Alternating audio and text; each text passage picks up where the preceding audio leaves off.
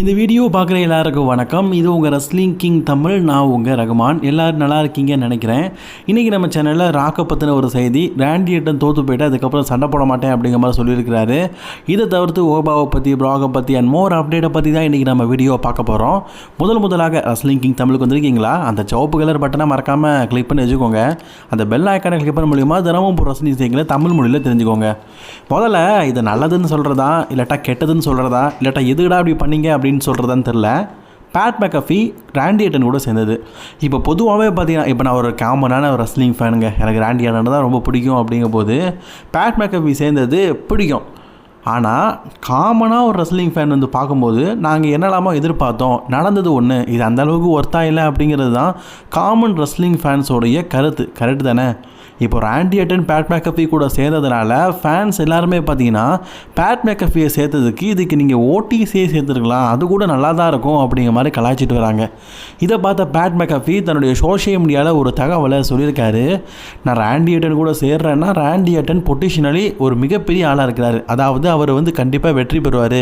அவர் elimination chamber வெற்றி பெற்றதுலேருந்து கோடி ரோட்ஸை எப்படிலாம் படிவாங்கிறாரு அப்படிங்கிறலாம் பார்த்துட்டு இருந்தேன். அது எனக்கு ரொம்ப பிடிச்சிருக்குது. அதனால் நான் ராண்டி ஆர்டன் கூட சேர்ந்துருக்கிறேன்.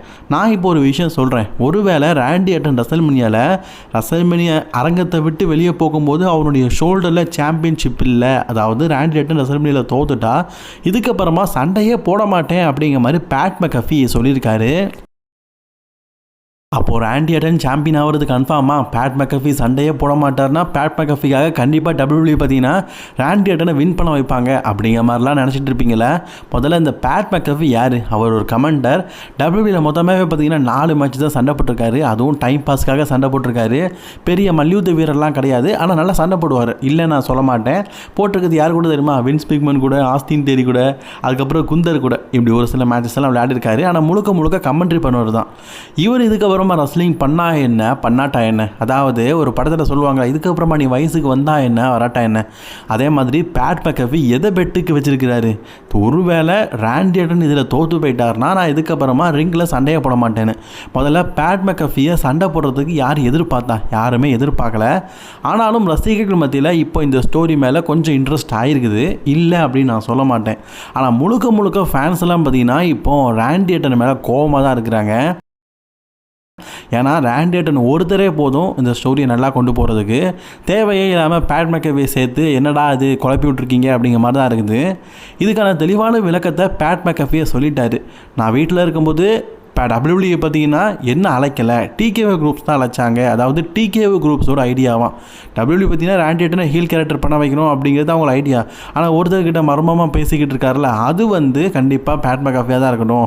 பேட் மெக்கஃபி கோடி ரோட்ஸ் அட்டாக் பண்ணணும் அப்படிங்கிற ஸ்டோரியை க்ரியேட் பண்ணது டிகேஓ குரூப்ஸ் தான். அதை நீங்கள் பார்த்தாலே தெரிஞ்சிருக்கும், சப்பையாக முடிஞ்சிருக்கும். ஸோ டிகேஓ குரூப்ஸ் தான் இதை பண்ணியிருக்கிறானுங்க. அதனால தான் இப்போ ராண்டி ஆர்டன் கூட பேட் மெக்கஃபி சேர்ந்துருக்காரு.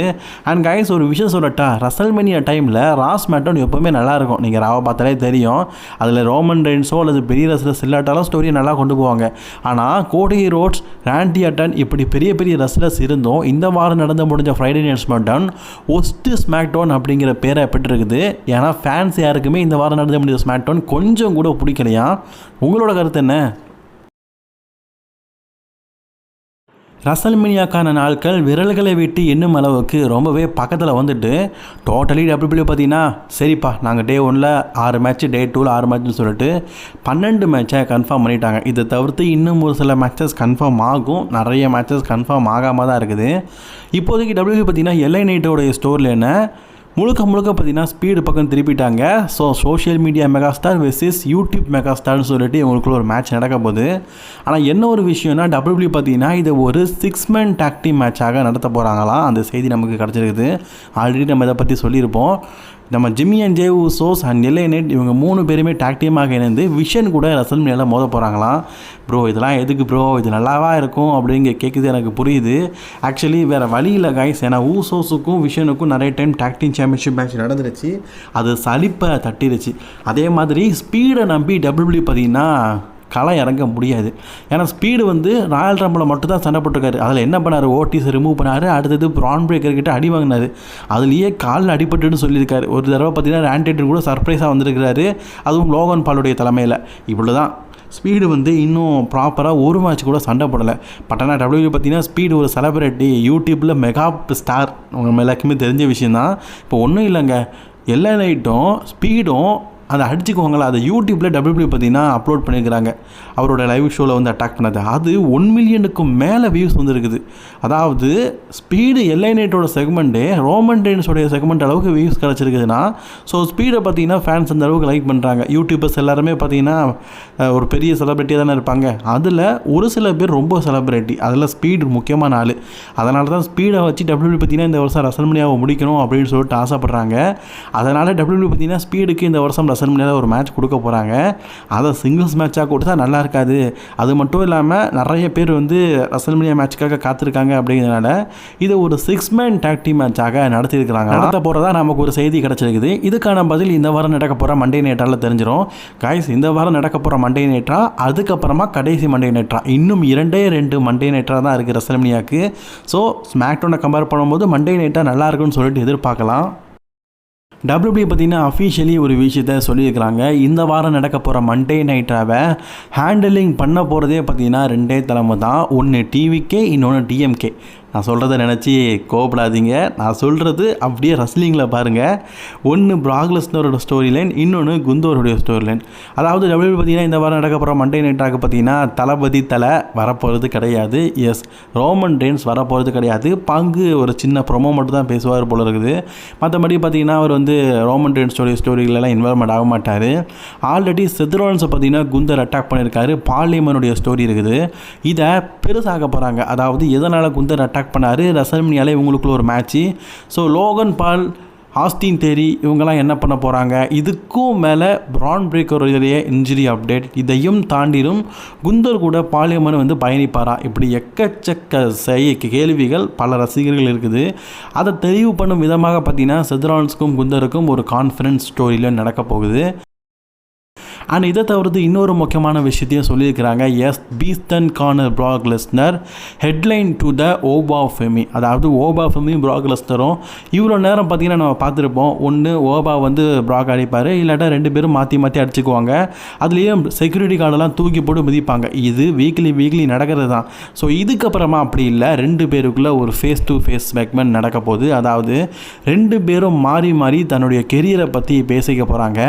அதை தான் WWE சொல்லியிருக்கிறாங்க. அதாவது handling to for the Brock Lesnar Oba Femi 2 பேருமே ஃபேஸ் டு ஃபேஸ் நின்று ரசல்மனியா ஸ்டோரியை பற்றியும் அவங்களுக்குள்ளே நடக்க போகிற மேட்சை பற்றியும் பேச போகிறாங்க. ஸோ இந்த வாரம் நடக்க போகிற மண்டே நைட்டா கண்டிப்பாக ஒரு தீப்பொறி பறக்கிற மண்டே நைட்டாவாக இருக்கும் அப்படின்னு சொல்லிட்டு எதிர்பார்க்கலாம். சரி, நான் உங்கள்கிட்ட கேட்குறேன், இந்த வாரம் மண்டே நைட்டால் ரோமன் ரெயின்ஸ் வரப்போகிறது கிடையாது. அதே நேரத்தில் பிராக் லெஸ்னர் மற்றும் ஓபா ஃபெமியோட செக்மெண்ட் தான் மெயின் செக்மெண்ட்டாக நடக்க போகுது. எத்தனை பேர் வெயிட் பண்ணுறீங்க அப்படிங்கிறத மறக்காமல் கமெண்ட் பண்ணிக்கோங்க. அண்ட் இன்னைக்கான வீடியோ பிடிச்சிருந்தா லைக் ஷேர் பண்ணி காமிக்கோங்க. தொடர்ந்து வீடியோ பார்க்க சேனலை சப்ஸ்கிரைப் பண்ணிக்கோங்க. ராக்கும் டிகேஓ குரூப்ஸில் ஒரு மெம்பராக இருக்கார் அப்படிங்கிறது உங்கள் எல்லாருக்குமே தெரியும். அவருக்கும் WWEலேருந்து ஷேர் கிடைக்கிது. கிட்டத்தட்ட ஒரு வருஷத்துக்கே பார்த்தீங்கன்னா சண்டை போடாமலே 200 கோடி ரூபா சம்பாதிக்கிறாரு. அப்படிப்பட்ட நிலையில் ராக் பார்த்தீங்கன்னா அவருடைய ரஸ்லிங் பேனை பற்றி சொல்லியிருக்காரு. இதுக்கு முன்னாடி கிட்டத்தட்ட ஒரு 6 மாதம் முன்னாடி சொல்லியிருப்பார், தான் கடைசியாக பார்த்தீங்கன்னா ஒரு மேட்ச்சில் சண்டை போடணும், அதுக்கப்புறமா டோட்டலாக இந்த ரஸ்லிங் கெரியரை விட்டே போகணும்னு சொல்லியிருந்தார். அது மேக்ஸிமம் ரோமன் ரெயின்ஸ் கூட தான் இருக்கும், அதுவும் 2026 தான் இருக்கும் அப்படிங்கிற மாதிரி சொல்லப்பட்டிருந்தது. பட் ஆனால் இப்போ எல்லாமே மாறிடுச்சு. 2027 சவுதி அரேபியாவில் கடைசியாக ஒரு தடவை பார்த்தீங்கன்னா ராக்குக்கும் ரோமன் ரெயின்ஸுக்கும் ஒரு கிரேட்டஸ்ட் மேட்ச் இருக்கும் அப்படிங்கிற மாதிரி எதிர்பார்க்கப்படுது. ராக் இதை பற்றி பேசவே இல்லைன்னு சொல்லியிருக்காரு. பார்த்தீங்கன்னா நான் ரோமன் ரெயின்ஸ் கூடயோ அல்லது யார் கூடயாவோ இருக்கட்டும், ஆனால் அவர் ரசல்மனியான்னு சொல்லி மென்ஷன் பண்ணலை. 2027 என்னுடைய லாஸ்ட் மேட்ச் இருக்கும், அந்த மேட்ச்சில் நான் தோக்கிறனோ ஜெயிக்கிறனோ அதுக்கப்புறமா நான் பூட்ஸை போட்டுட்டு ரெஸ்லிங் பண்ண மாட்டேன்னு தான் சொல்கிறேனே தவிர்த்து WWE வரமாட்டேன்னு சொல்ல மாட்டேன். ஃபேன்ஸை சர்ப்ரைஸ் பண்ணதுக்காக அடிக்கடி வருவேன், பட் ஆனால் நான் பூட்ஸை போட்டுட்டு சண்டை போட மாட்டேன் அப்படிங்கிறது ராக் சொல்லியிருக்காரு. ஸோ ராக் கடைசியாக சண்டை போட்டாலும் அவர் தோற்று போனாலும் ஜெயித்தாலும் சரி, ஜான்சனை எப்படி ஒரு ஹோஸ்ட் ஆஃப் த ரெஸ்ல்மனியாவை அடிக்கடி வந்து நம்மளை சர்ப்ரைஸ் பண்ணுறாரோ அதே மாதிரி ராக்கும் வருவார் அப்படிங்கிறத சொல்லியிருக்காரு. இதை பற்றின உங்களோட கருத்துக்களை கமெண்ட் பண்ணிக்கோங்க.